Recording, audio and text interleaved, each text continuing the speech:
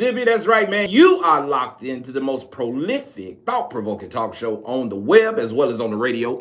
It's 10:38 in the capital city of Jackson, Mississippi.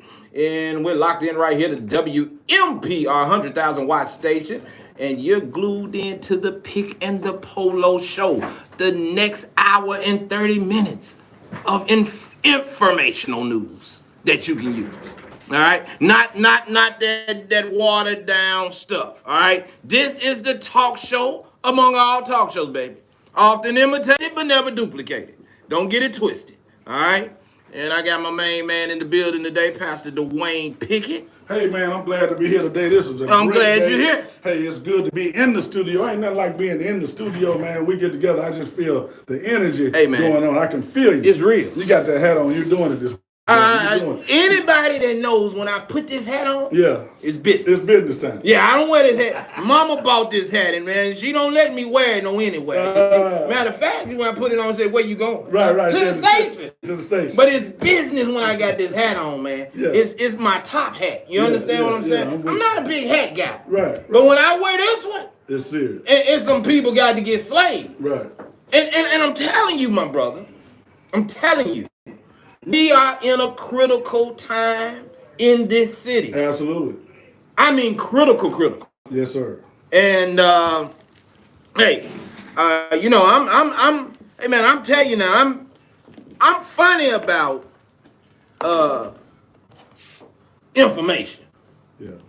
I really am. I believe that the African American community suffers so much because of misinformation, lack of information, and the inability to retain information. I think you said it absolutely right, but you left out one. Go ahead. You got some downright lying going on. Well, that's misinformation. Yeah. And that's misinformation. That's lying. Okay. That's misinformation. You put the big word on it. Yeah, because I get a lot of flack about, and you get a lot of flack for being my friend. And I think that's something we have to talk about later on. Hopefully we have time. Yeah. But because my delivery is not what people think it should be at where I'm at. They think, well, Polo, you got this big platform. You stand beside Pastor P, you stand beside Socrates, you stand beside other people. People look up to you, and I get all that. But watch this. One thing I don't do, I don't lie on you. And I'm just honest about what I'm saying, brother. Absolutely. Hey, now listen, I cannot. Words were created to create worlds. Right. You know that better than I do. You're a preacher. Right. The spoken word of God, logos. Right. It's designed to create. So I use words that I know cause maximum impact. Yeah. Rather they damage you and make you better, or they damage you and you go on and go in the corner somewhere and sit down. Yeah. My words are designed to cause maximum damage. Period. Yeah. Okay, well, you ought to live.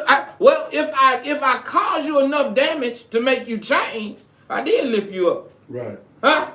That's right. We got people though that get on talk shows and blogs and everything, and they do what's called comfortable conversation. Right.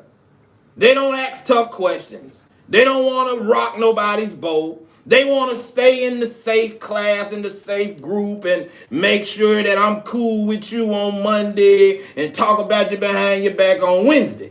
I don't give two hoots about that, doc. I just want to make sure my people are not misinformed, miseducated, and that they are retaining knowledge. Yeah. Because knowledge applied is wisdom. Right. Yeah, all right. That's my morning rant. You go ahead. Well, hey, man, I just think when I look around what's going on, all these things are happening. This is homecoming week at Jackson State, festivities going on. All those things are important. I'm all about fun and having a good time. But we got some critical issues going on in this city that we got to deal with. Going on in this county, we got to deal with. There's some things that absolutely need to be dealt with, need to be said, need to be shared appropriately to make sure that people really understand what's going on. So I think this is the season, man, and that's why we said we would do this, that we would deal with real issues and that we would have solutions to real issues. So as we're going forward, man, I think it's important to go forward and let's make it happen, no matter what people say. Well, we're going to do that. Our call lines are lighting up already. Let's see what the people got on their mind this morning. Go ahead, caller, you on there. Welcome to the Pick and Polo Show. Yes, good morning. I'd like to send a shout out to my mom for her birthday today, Janet Robinson. Janet Robinson. Yeah, she been listening to y'all like First Sinatra would say since I was knee-high to a duck. Well, listen, big shots out to Miss Janet Robinson this morning from Pick and Polo Show and from all the staff here at NPR 90.1. We wish her many, many more, my brother. And if I can sing, tell her to sing to well, you can sing. No, yeah, no, come you on. want that. You gonna sing a happy birthday? Oh, no. Yeah, we gonna sing a happy birthday. All right, you ready? You ready? Hold on, Kyla. We gonna sing a happy birthday. Hold on. Is she sitting there? Is she right there with you? No, she not at home sitting on the side of her bed. This is her radio. Okay, well, Miss Janet Robinson, I believe I can tote a note every now and then. Go ahead. Happy birthday to you. Yeah. Happy birthday to you. Happy birthday, Miss Robinson. Happy birthday to you. Yay! Yay! Yeah, we do that, man.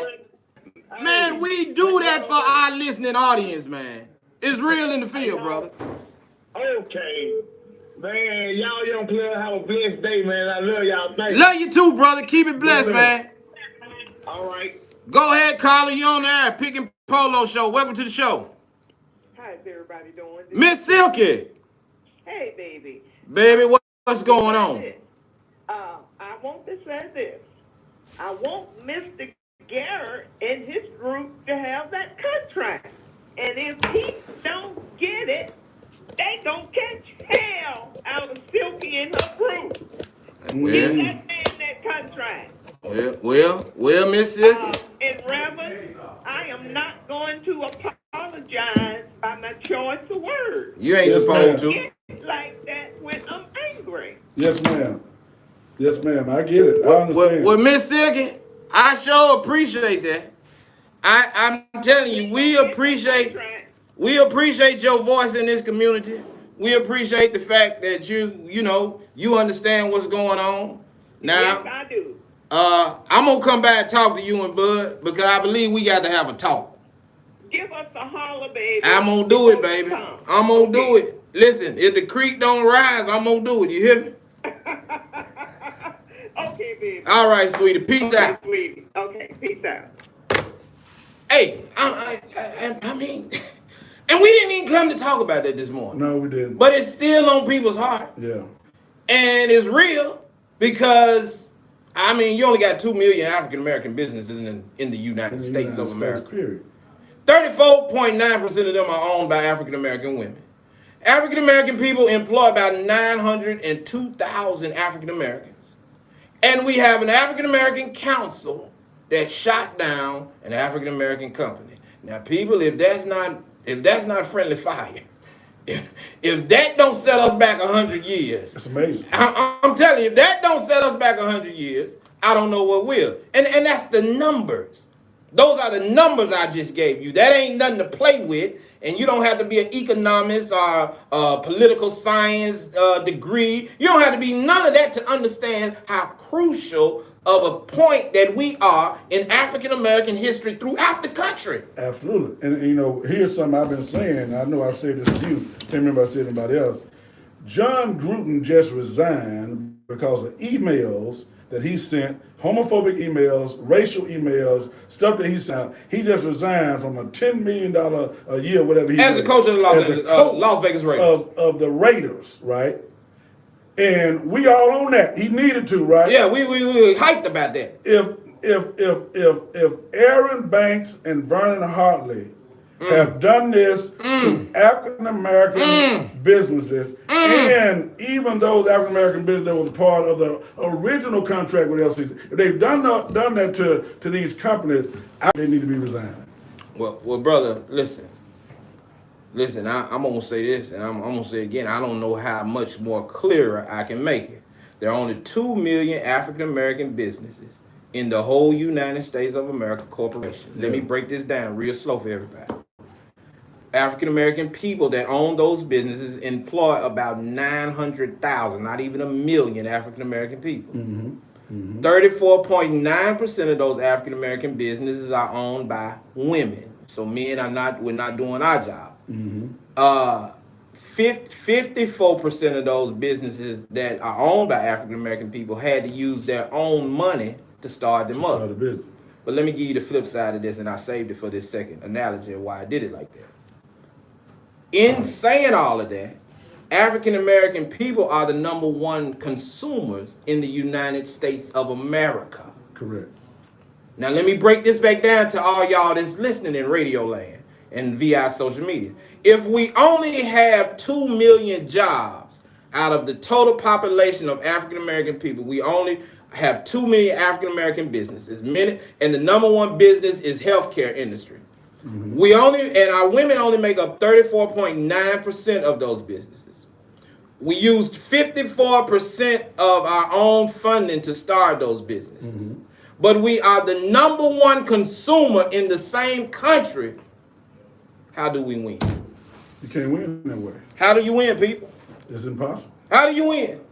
Can't do it. How do you win when you got an Aaron Banks and a Vernon Hartley shooting down black business? You can't do it. How do you win when you have a council that sits by and allows ordinances to go undone in African American communities? How do you sit by and win when you have a superintendent that comes in here with the credentials that's less than what's required to be the superintendent, get the nod, has never ran a district the size of this one, closes 9 schools in his first couple of years, the number one institution for teaching and educating us so that the stuff that's happening to us doesn't continue to happen.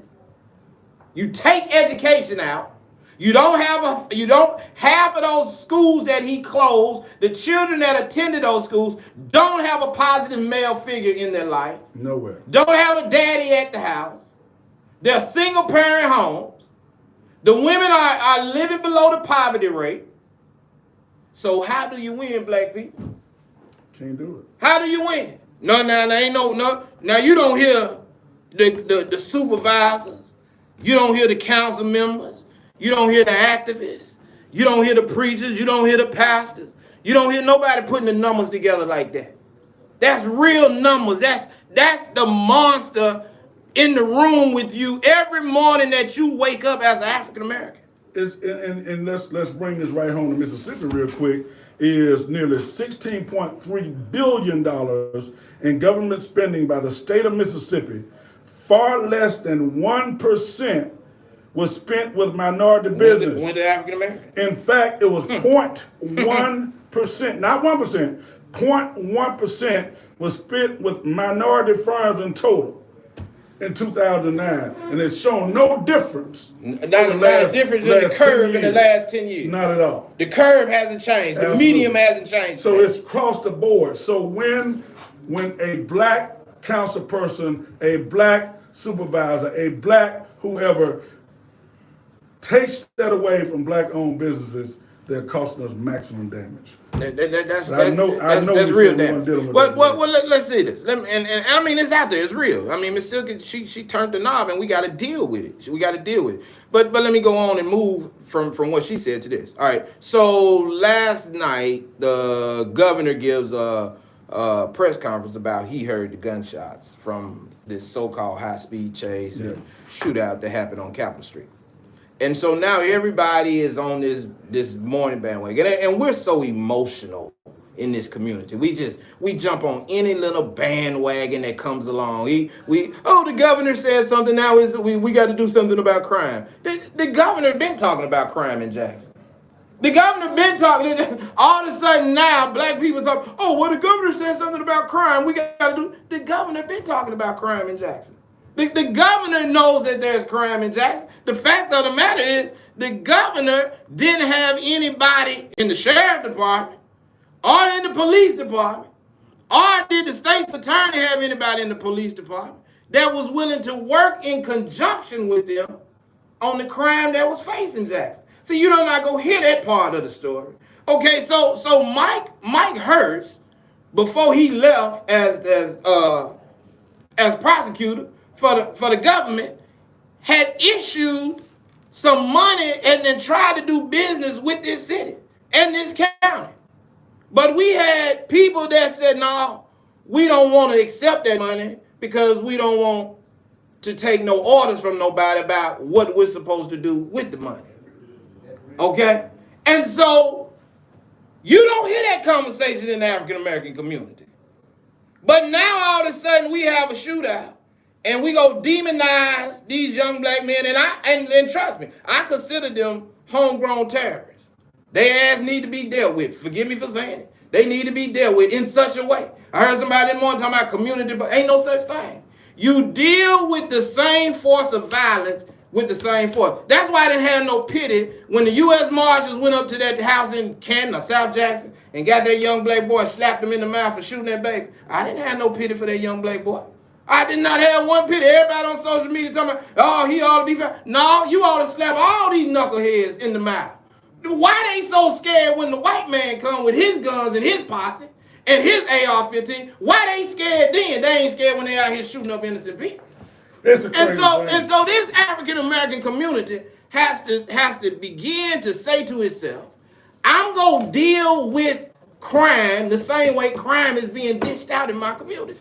You got to be hard on crime. And that's why I like the current interim sheriff. I'm not endorsing him because of no personal reason. I like the fact that he will deal with who or whoever about crime, about breaking the law. That's why I like the current police chief after I done sat down and talked with him. Yes, he has some issues that he has to deal with. But the one thing I can say about Chief Jane Davis that I have learned, that I owe him a public apologies about, he's serious about crime. He don't have the resources. If you don't have the manpower, you don't have the money because city council won't give you the money, all right, then how do you get more officers? How do you get, see, when people be painting these narratives, they be painting these spins on what's really going on in Jackson, but they never sat down in a boardroom meeting. They never met with the chief of police. You never had a chance to sit down or go to a council meeting. You never read the minutes from a council meeting. You never read the minutes from a Hinds County Board of Supervisors meeting. But you get your information off of social media, or you get it off of a 30-minute newscast. You don't have real information, bro. Right. You got partial information. You got partial information. No doubt. And that's more deadlier than false information. Absolutely. Because you ain't got the truth. That's right. I think, in understanding this whole issue that we're dealing with crime and how serious it is, and as you say all the time, it has to be a community effort, right? It got to be everybody.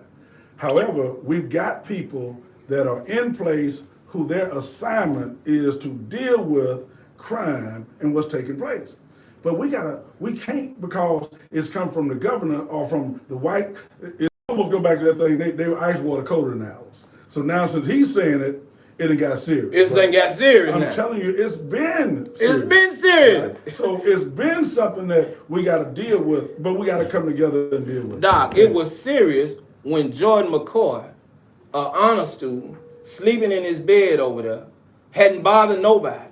It was serious when Jordan McCoy, an honor student, turn your phone down, Carla. Turn the radio down, Carla. Turn your radio down. It was serious when Jordan McCoy, a straight A African-American young kid, was gunned down in his sleep. It was serious then.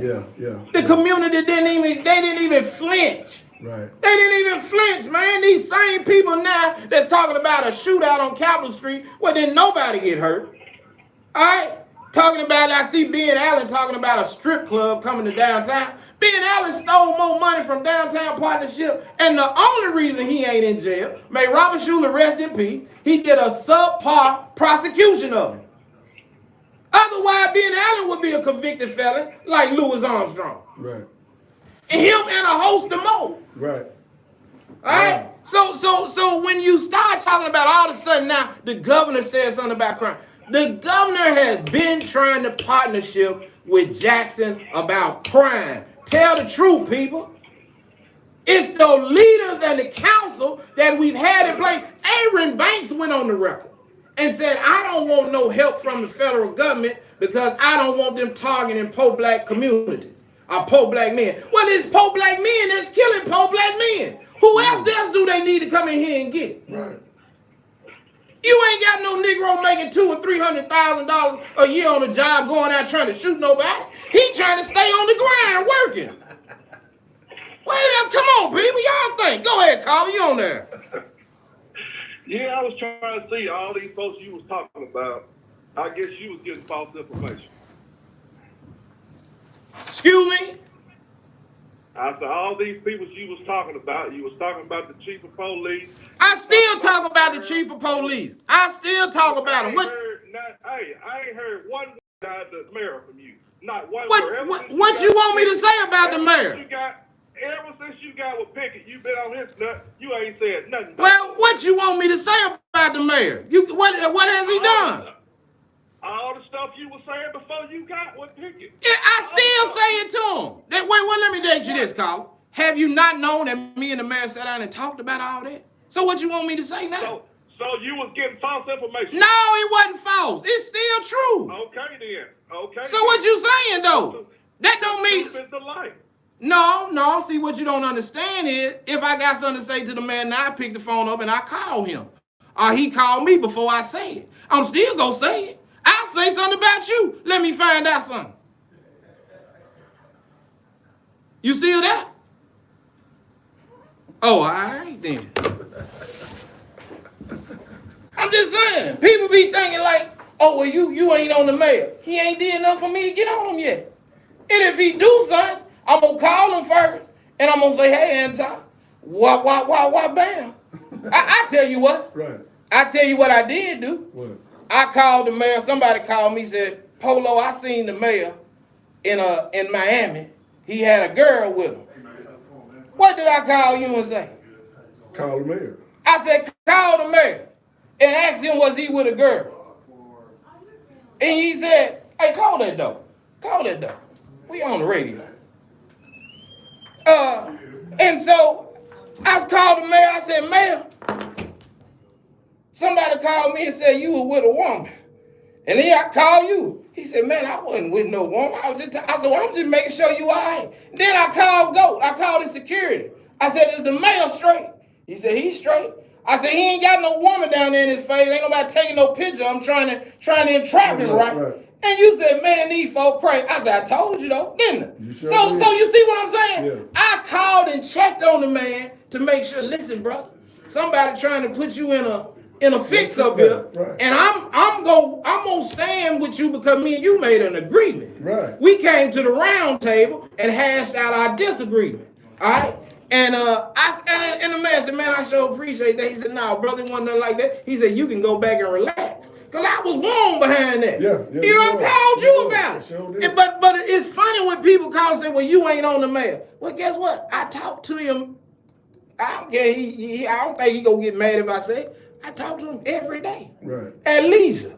We talk every day like buddies. Just like me and you, we talk every day. Right. So it ain't nothing to say. No. Go ahead, Carl. You on there. Y'all mad because I can talk to the man. Y'all can't. No, and what's interesting to think about what the caller said, obviously he doesn't understand the ability to come together around common issues. Common issues. And the fact that we can disagree. We can disagree and still work it out and work it through, and we wouldn't sit down and have a conversation about it. Hold on, Doc. Hold on. Go ahead, Carl. You on there? Hey, how you doing? I'm wonderful. How you doing? I'm doing fine. I just got one question. And why are you yelling so loud? Because I'm excited. You ain't excited to be alive? I'm very excited. But well, you ought to tell it then. The Lord said, listen, Carl, listen. You can't tell me how to talk and how to handle my... No, I ain't going to hold on. I You don't get to run this whole show. Let me tell y'all black people something so you don't call here and get roasted. The Lord said, let everything that have breath cry out. Right. I ain't gonna let no rock cry out for me. That's right. I'm gonna talk the way I want to talk. Right. I'm gonna say what I want to say. That's just who I am. That's my right. And I'm gonna do it how I want to do it, and I get results. And guess what? Ain't nobody gonna tell me nothing different. I don't want to be no different. I ain't gonna be no The different. minute you start being different, I got Man, they gonna think something wrong with me. You faking. Yeah, And talking about we made a decision. why you so loud? We ain't gonna be faking. Man, when you got something to say, you ought to be loud. That's what's wrong now. You Negroes quiet. But That's why the zoo look the way it But look. what's crazy now this is crazy to me. People can Man, these people crazy, man. Elected officials can disrupt meetings. Man, tear down the whole Elected petition. officials can call other elected officials Dummies. Call him a dummy. Stupid. He's got a speech impediment. Now that's my supervisor. Bobcat is my supervisor in my area. And David ought to call the a man dumb. with a speech impediment, a man that works hard, does what he's supposed to do, got to sit in a meeting that's supposed to be structured and right and get called a dummy by another supervisor. And people support that and make that all right. Something wrong with it, and we wonder why our kids shooting each other up. Okay. Because we say that's okay.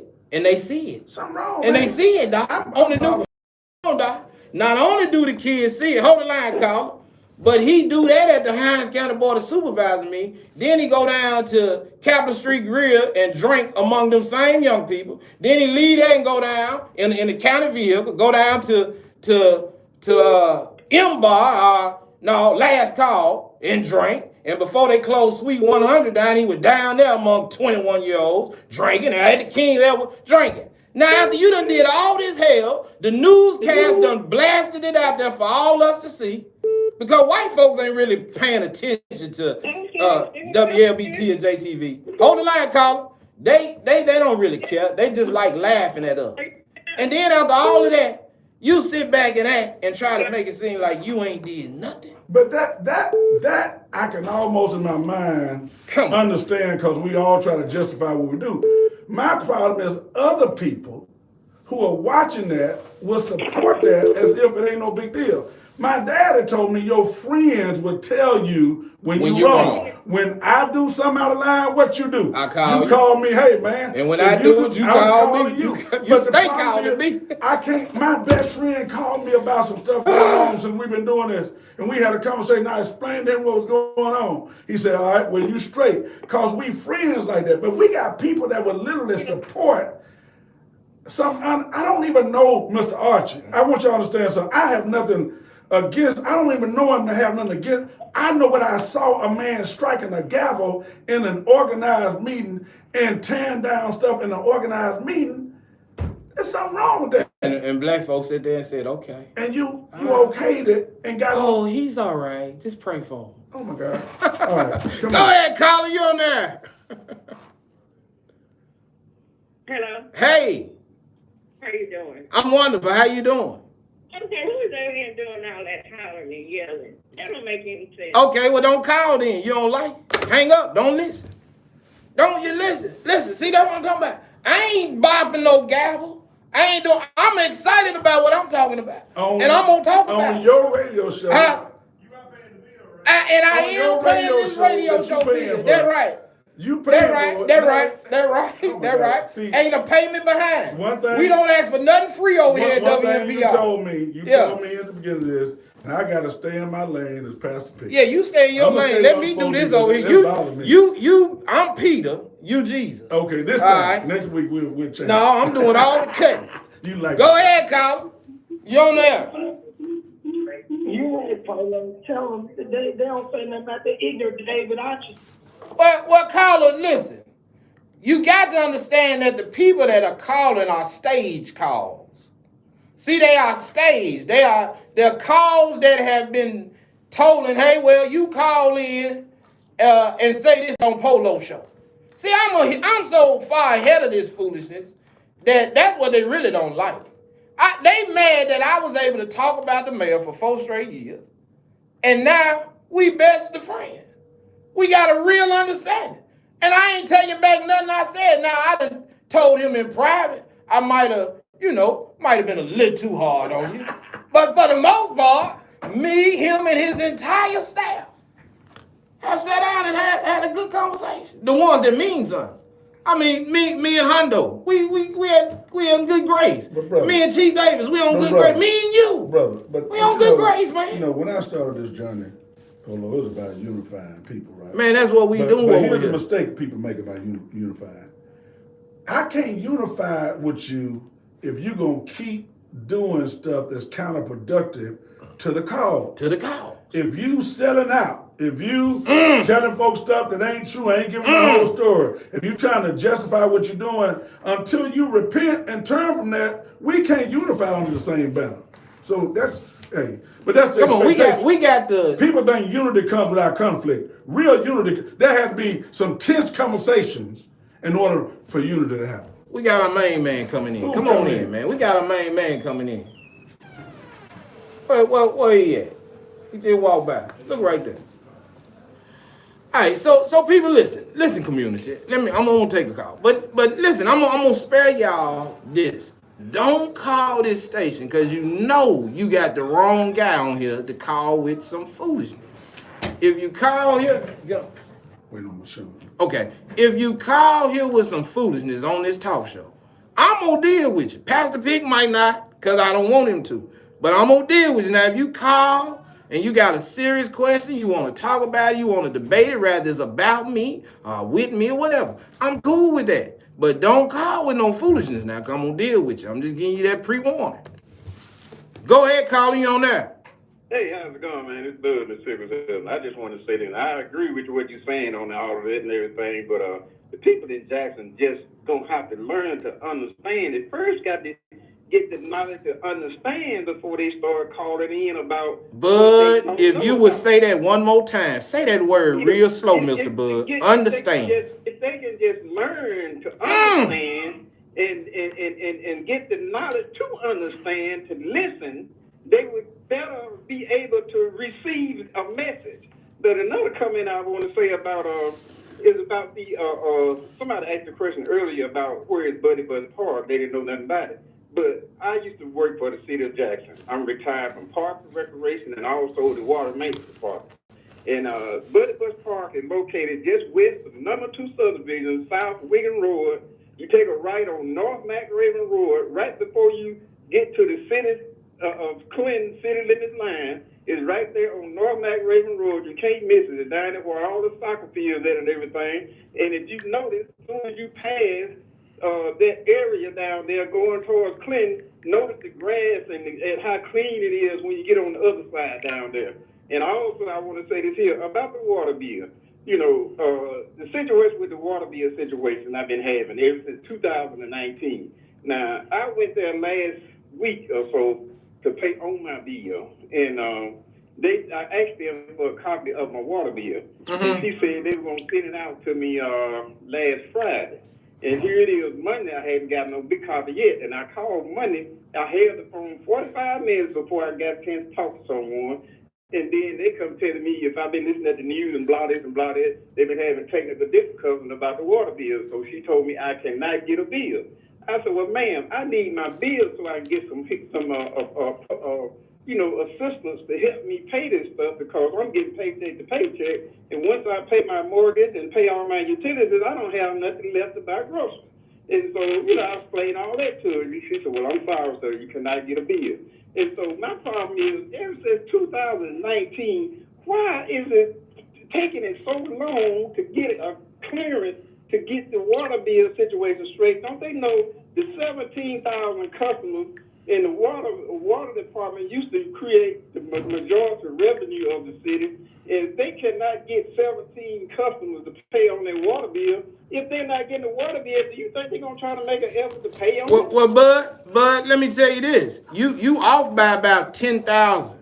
All right, so we got 54,000 water bill customers, Uncle Bud, and for 3 years, I know consistently 27,000 of those customers had not been billed. Okay.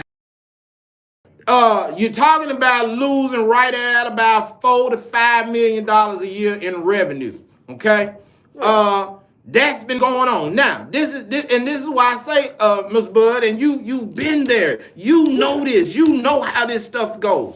Right. You were there in the heydays as a city employee. You have watched city public works decline, go down the drain. Okay? Okay? Yeah. Now, you got 7 council members, Uncle Bud, that sit there in those seats every day. They sit there week after week in those seats. They know that this city is crumbling beneath them. And they don't advocate in their own meetings. They don't have special meetings or executive sessions to get these problems under the wraps. This is what people don't understand. And I have been very critical of Mayor Anti-Lumumba, will continue to be, because his success is our success.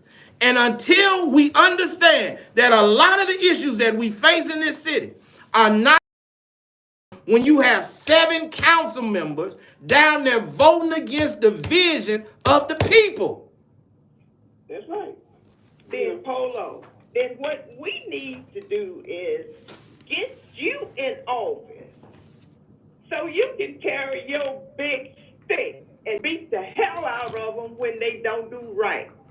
Well, Mama Ziggy, I'm about ready, because it's the apathy of this community is what's killing us. You got people that get emotionally upset about crime and say, well, the mayor needs to do this, the so-and-so need, and I get it, they do. But if you don't have funding, Mama Silky, if you don't have the money to be competitive police force, if you don't have the money to be a competitive police force, you let a Negro come in here and close down 9 public schools. Public schools outside water is your #1 resource for growing your tax base. And the African American community sat silent while 9 of its educational institutions were closed down. How do you blame that on the mayor, people? That's all of our problem. Do you know, Polo, they sent us a water bill for over $2,000. It'll be a cold day in hell before Silk and Bud pay that bill. And I don't care if they hear me. I don't give a monkey's behind. Well, listen. Because I'm not scared. Ain't no need in being scared. This is the 4th quarter. OG. It's the 4th quarter, Miss Silky. OG. It is. And I don't care who know it. Miss Silky, I am listen to OG. me. I'm gonna tell you this, and I got to get another call. But listen, you and Uncle Bud hear me and hear me good. It's the 4th quarter for African American people in Jackson, Mississippi. That's all I'm gonna say.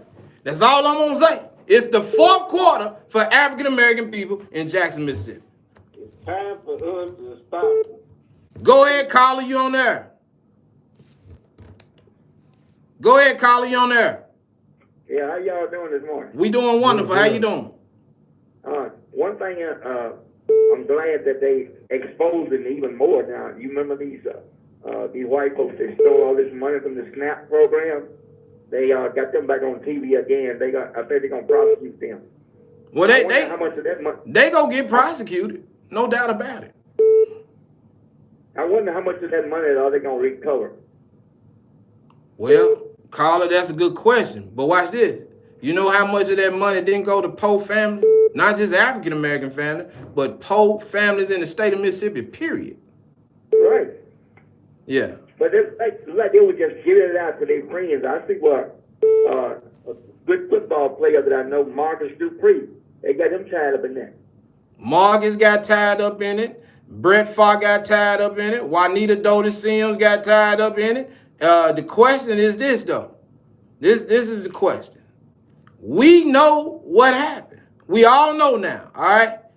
And is this DA, because some of those cases are persecuted in Hinds County, will this DA do what's right? Now, Jody, my friend, I don't have a problem with him. But will he do what's right on these cases? Or will these cases get swept under the rug because of the big names that's tied to them?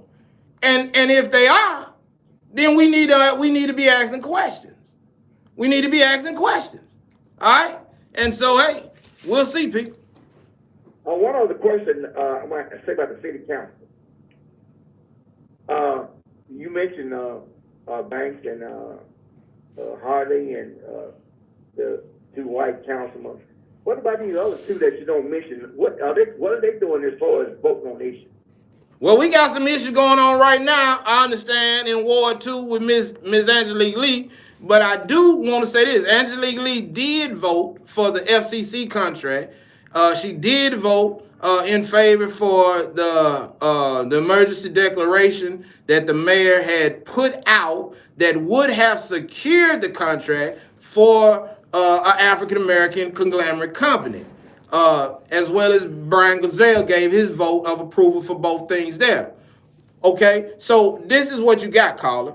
You have 5 council members that have conspired and colluded. The same thing they accused Trump of doing, the same thing they accused the Clintons of doing, and every other president that people didn't get their way.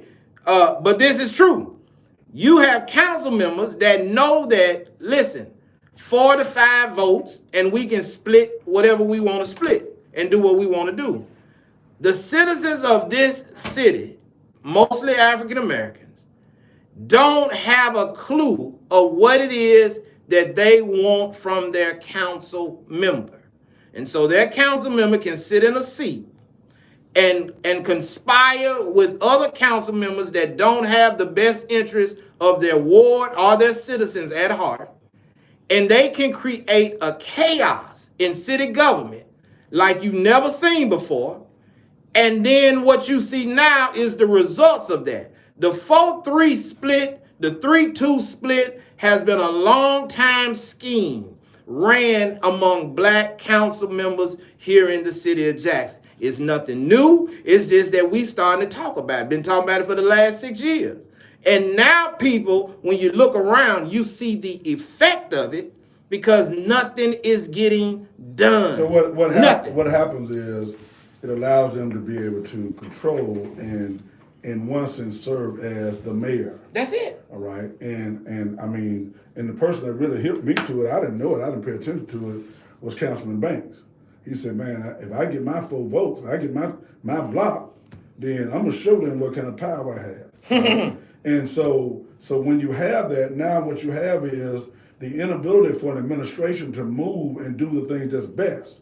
The same way, it is not best to take one-time money and give raises. That don't make any kind of financial sense. No. What makes sense is to do it in a way that they can be sustained. However, the mayor put forth the way it should be done, and because they had a block, they voted it down, turned around and gave some raises with the temporary money. And now when the mayor says, you know, that is going to have to go through an audit, you can't just pay that federal money out for that without justifying why you're doing it. So now we have a young lady that's trying to bring to Jackson a tech lab. She's bringing it. She's putting her own money, all this. I mean, a big deal, right? Well, now the $250,000 that the city was supposed to give to the effort, I don't know what they decided to do, but the discussion was that same 4 blocks, 4, sometimes 5 council persons were going to vote to hold up her money, hold up the money for that project in order to get back at the mayor. Go ahead, Kylie, you on there. Good morning. Good morning. I was just calling with a question. A young man was just talking about the grass cutting. You know, I live out in the Bolton and Brownville area countries. And I noticed for a long time, you know, that when they come and cut the grass, they might do it only like once. It's still tall. It still needs to be cut down. But when you go into the city, you know, you see all the grass cut smooth and pretty. And who do you talk to about that? Because it's just not right. Your supervisor, ma'am. You got to talk to your board supervisor. Who would that be in District 2? I think that's where I am, District 2. That would be Mr. Archie, ma'am. That would be who, sir? David L. Archie. Do he have a phone number? Do you have a number? I tell you what, you can go to www.cyphervoice.com, and every council member and every supervisor's phone number and email address is on that website.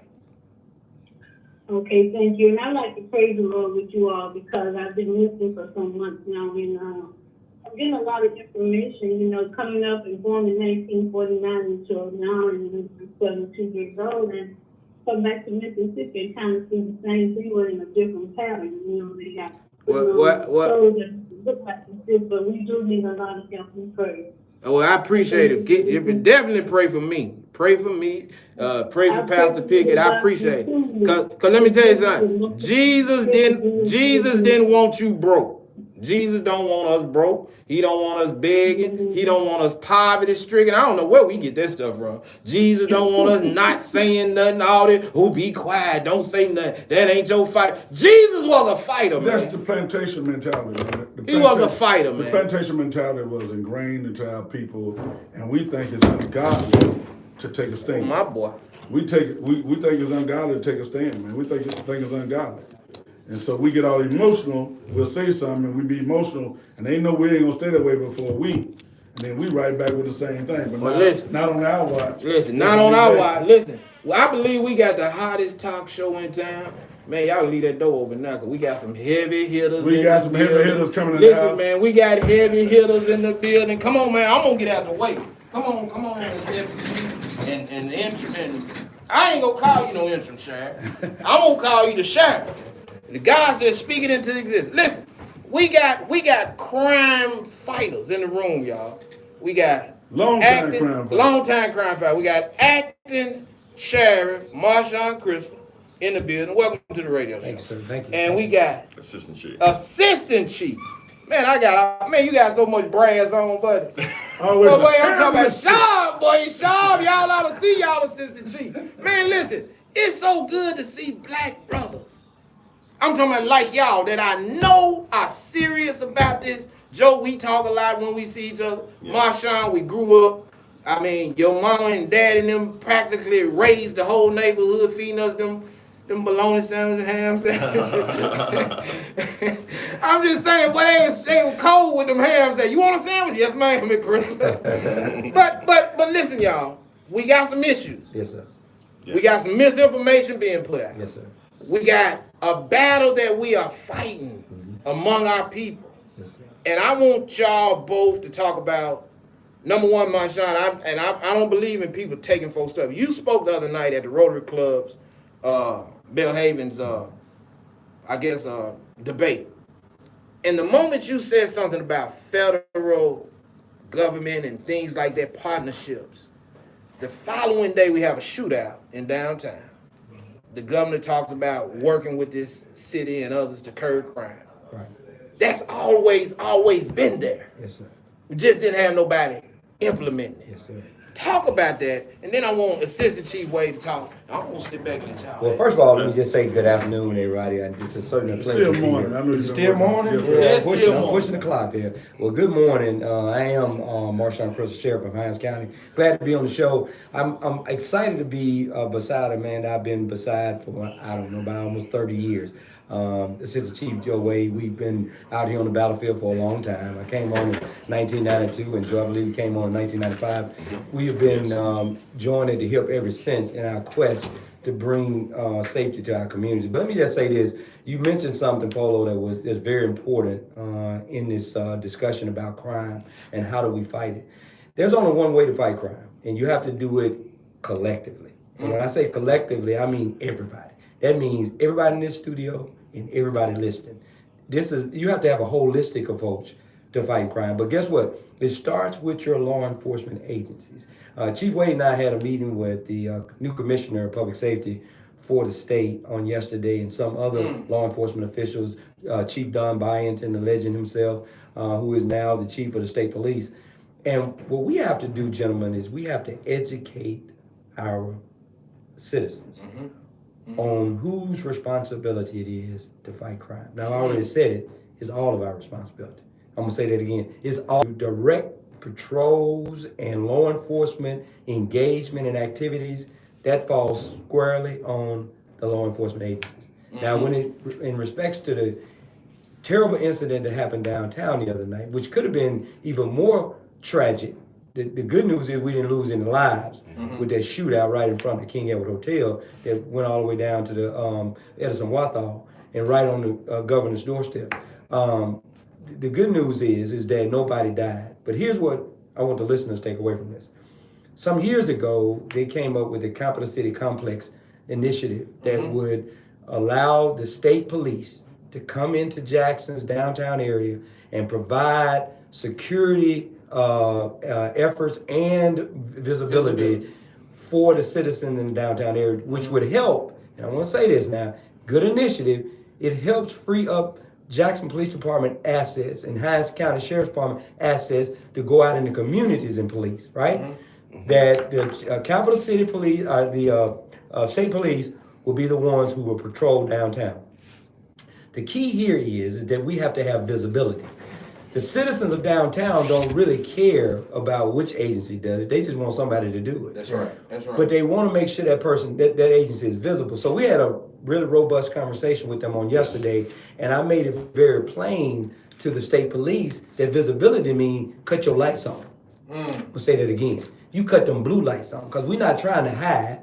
This is not a speed trap. This is not a checkpoint. This is visibility. Yeah, this is downtown. patrolling downtown. That's right. So we're not trying to hide. Matter of fact, we want the criminals to see the police. So those blue lights get attention. Let me tell y'all something right now. And they do it in big cities. Exactly right. And let me tell y'all something. I don't care what anybody say. We got some bold criminals, but they ain't that bold. When they see blue lights, they stand down. And when they see the sheriff department blue light, they really stand down. And I'm gonna make sure they continue to do that. But they're gonna stand down for JPD. They're gonna stand down for Capitol Police because we all have the same color code, and it's them strobe blue lights. And we asked the state police to make sure they do the same. Now, we're asking the state police to do something they haven't done in the past. So we understand that. They normally protect government buildings, state buildings, and things of that nature. But they are law enforcement officers. They have the same certification as the Jackson Police Department have and the Hinds County Sheriff Department have. So they have the same authority as well as we do.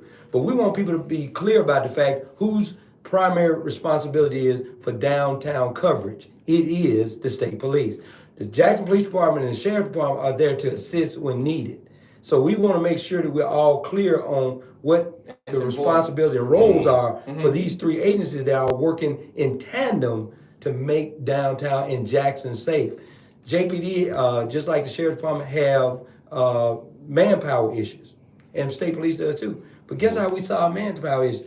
We join forces. We work together. So the two words I'm using, I ended with is two words that I've used yesterday consistently was coordination and collaboration. In that order. When we coordinate, that means we need to be on the same frequency in terms of communication, radio. We need to be able to talk to one another back and forth. That hadn't happened just yet. So we're doing that right now to make sure we're on one channel, making sure we're talking consistently and frequently to one another. So we got to do that. That's the coordination piece. But the collaboration piece is already in effect.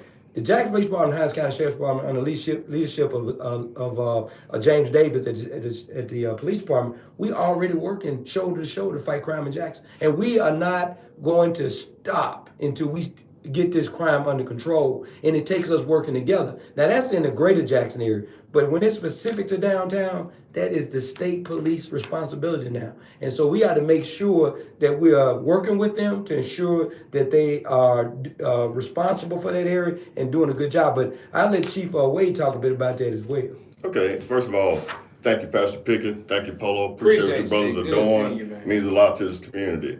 Want to echo what the sheriff just stated. We had a meeting yesterday, very productive meeting. You know, first of all, this is no misnomer. We're short of manpower. Manpower is an issue within the Jackson Police Department, but working with the Sheriff's Department in lockstep, working with Capitol Police and Mississippi Highway Patrol, we can force multiply and deal with these issues. That should not have ever transpired in downtown Jackson, right there by the governor's mansion. Should not have happened. We have 3 jurisdictions overlapping right there in that particular area. It should not have happened. Now, who get beat up about it? The Jackson Police Department. Right. The Jackson Police Department. Because people don't understand. They misinformed. Yeah. But we had a good meeting. We met with the actual commissioner, Commissioner Tyndall, about this issue on yesterday.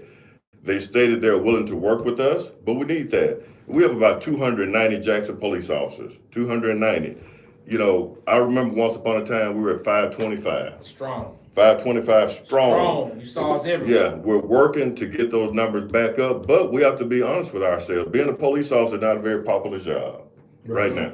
With all the civil unrest that happened across the country and all the criticism that police officers do, whether they're right or wrong, and they make split-second decisions. That's right. First of all, I want to thank all of our hard-working Jackson police officers, men and women, who listen to the radio, who are looking at it online. Thank you for the work that you do every single day.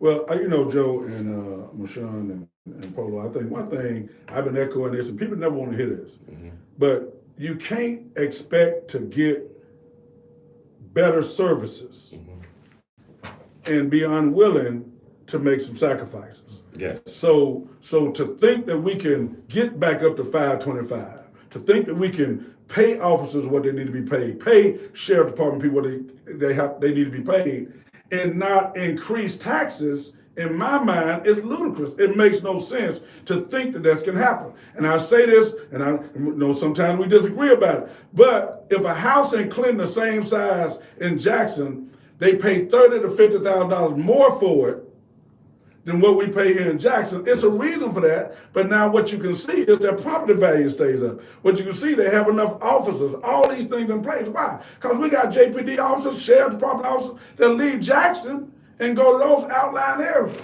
Yes. We got to make sure that we are paying you guys what need to be paid. You strap a gun on, man. Yes. You save our lives. And there's something wrong in the community when we want more, but we're not willing to put up. We talk about it, but we ain't willing to put it up. Let me say something right quick before you come in, Joe. You and my son. No, y'all good. They can hear me. They say I'm loud anyway. Yeah. You know, we earlier in the program we were talking about, and I heard you say holistic approach to policing and all that stuff.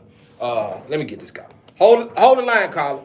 We talked about the violence that we see in the streets.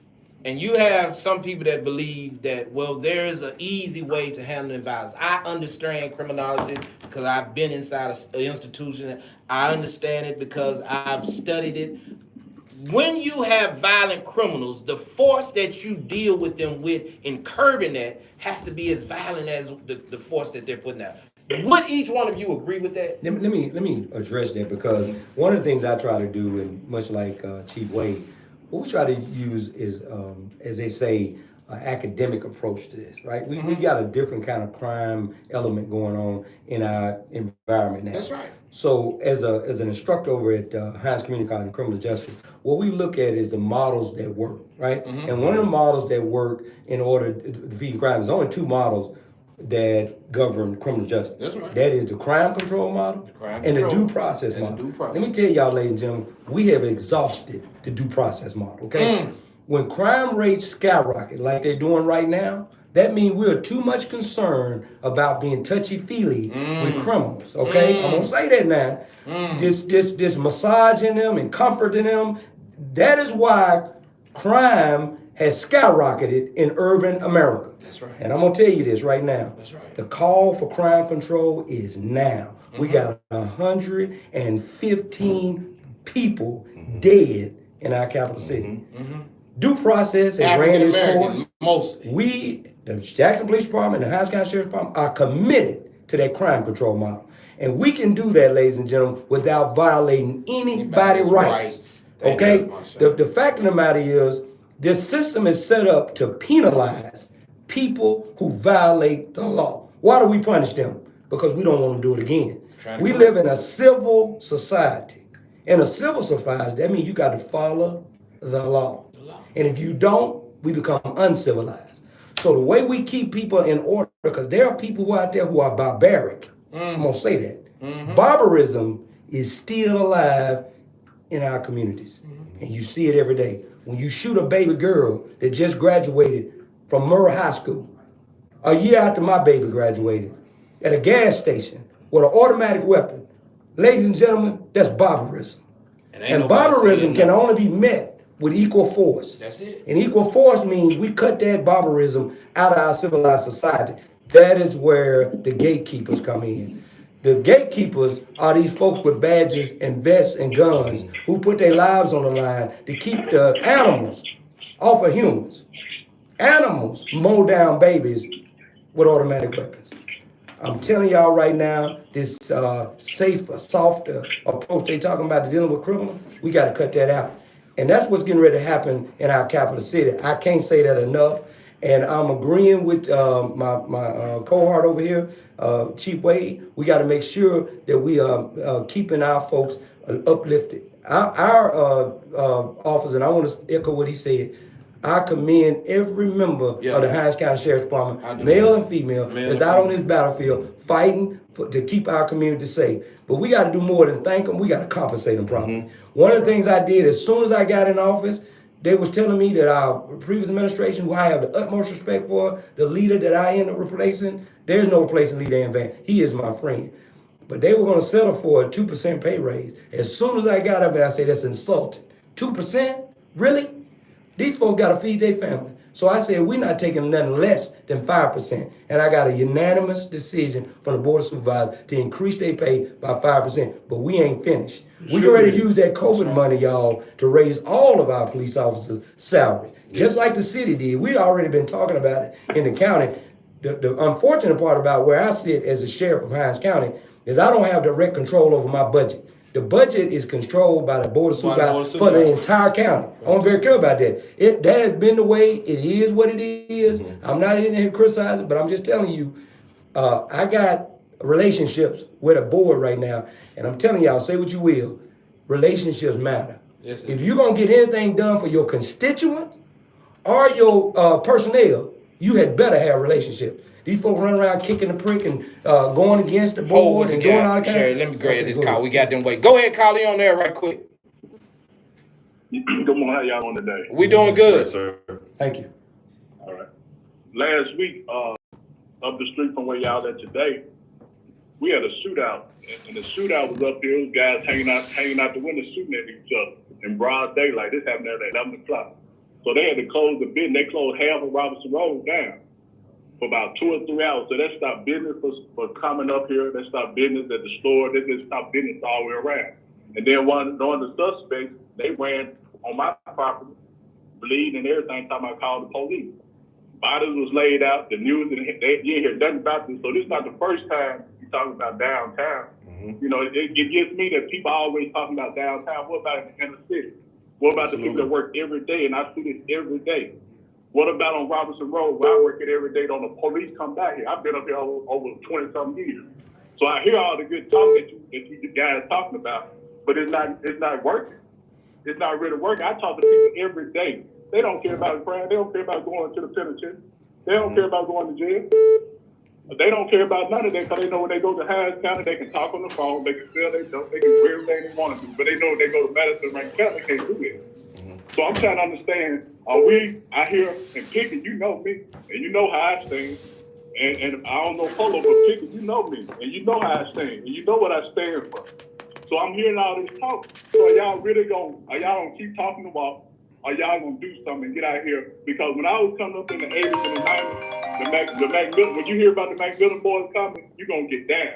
When you hear about McCree, Nappy Head, Gladys, and all them, they put fear in people's hearts. Absolutely. You don't hear that no more. Don't nobody care about no police out here no more. I'm just being real. I'm telling you the truth. Don't care. And no offense to you, my son, no offense to you, Wade. They don't care about y'all guys. Y'all got to put fear in these people's hearts, and they don't have no fear. I have people come up to my place and cuss me out every day. I see guys every day with Dracos, with 45, and all that type of ammunition in their cars. I ask, what's the way y'all got these guns outside? Oh man, we gotta do what we gotta do. Wow. And I see this. So all this talking about downtown and all this, what y'all gonna do about the inner city, West Jackson? It's amazing. Caller, we appreciate you. We got it. I gotta take another call though. So Derek, I know that Derek, you're absolutely right. But here's the deal. Now you got two things working. When a person, one, doesn't fear God. I mean, you're dealing with people that have no kind of God consciousness, right? Two, you're dealing with people that have no fear because they have not had authority figures in their life that were men. So therefore, they automatically have no fear. So the only way we strike fear is police officers got to be released to handle this the way they putting it out. And I'm not talking about violating people. I'm not talking about killing people, blah, blah, blah, but all this stuff, but we playing games with it. And what we'll do as a people is we'll get in the streets and march about a police officer killing somebody, right? But we ain't marching about what's happening among each other. We ain't marching about the disrespect, man. That's crazy. Yeah. Our mindset about that is crazy. Let me go ahead, real quick, and then Joe, I'm gonna let you go.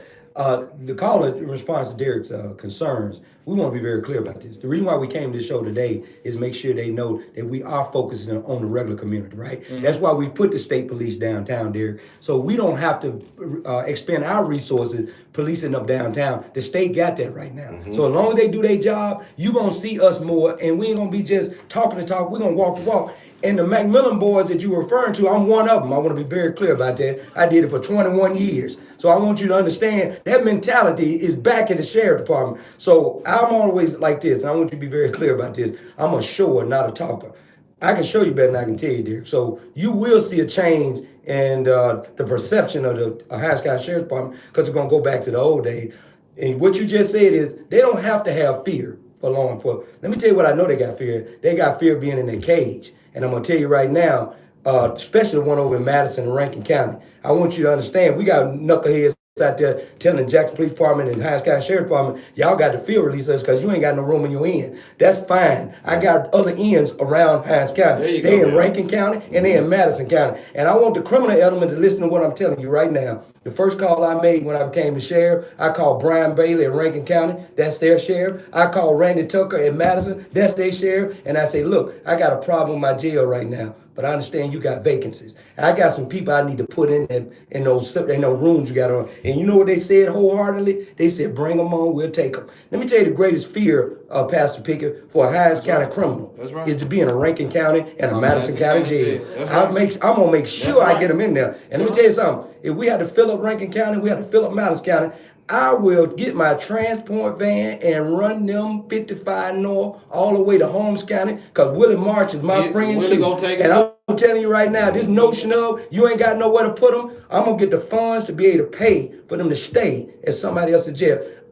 When I get you, I'm going to do something with you. Just already know that you ain't going to have that luxury of sitting there in your car talking about, oh, Mr. Police, you gonna have to let me go. Y'all ain't got no room down there. That's the Put them on notice. You know what? We got room. You know what? You the sheriff material, because you know how to take over. You trying to take over the show. Come on, Joe. Joe. I didn't get the word in.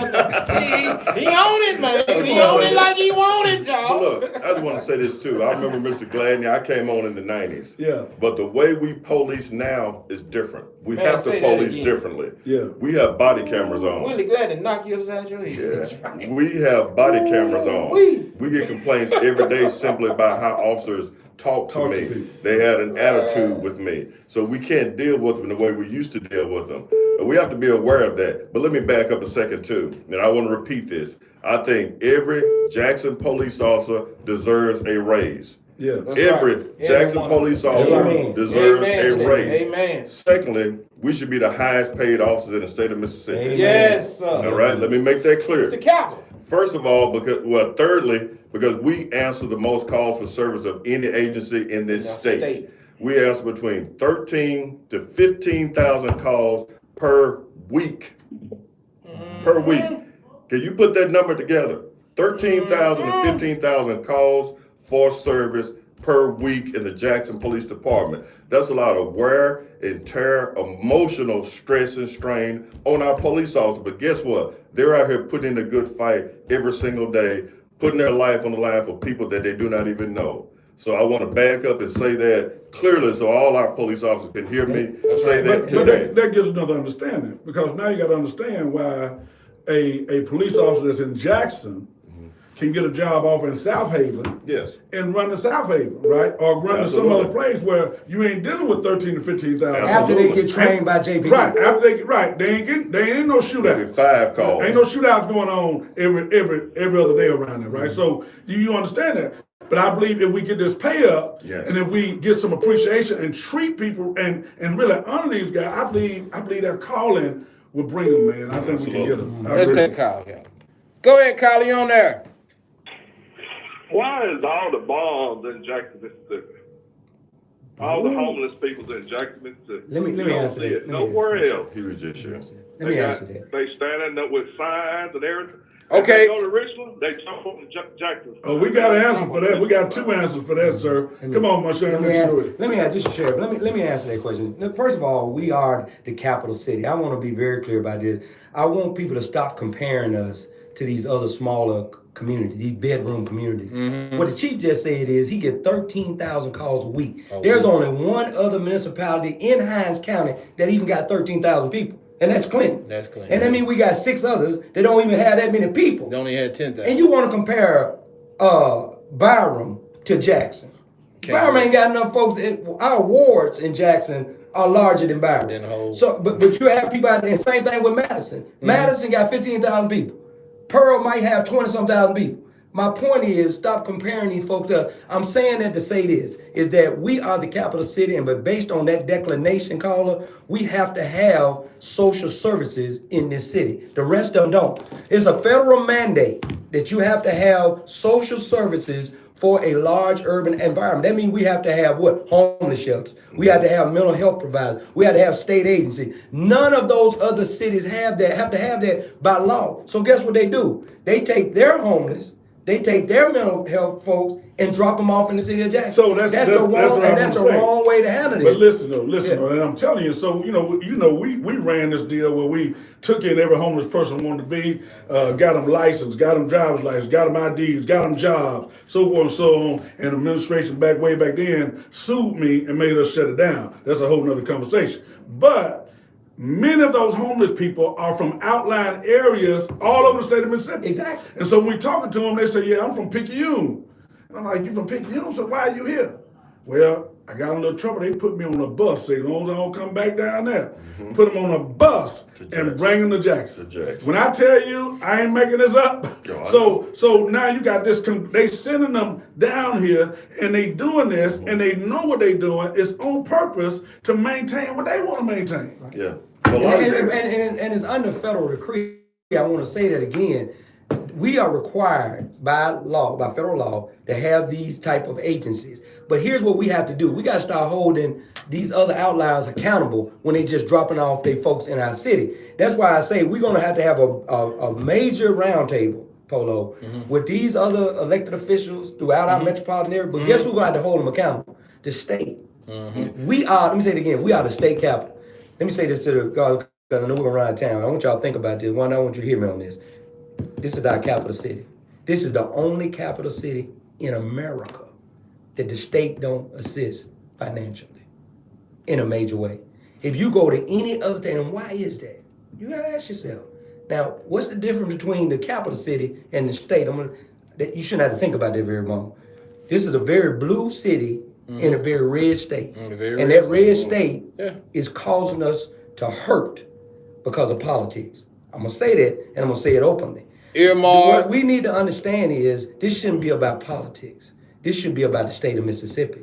The state is basically cutting off their nose to spite their face. That's right. To hurt Jackson. That's right. What the chief is talking about, he's absolutely right. His department should be getting the lion's share of the fund to make sure them police are paid properly. My deputies should be getting the same thing, because this is the capital county. You got to meet up there. Y'all got to meet up there. Exactly You right. come in here to meet. And you meet, and we protecting you as best we can. And then if we don't have enough resources, you criticizing us for not protecting you. Let me say somebody who said something about that long before you said it. And they criticized him for it. Yeah.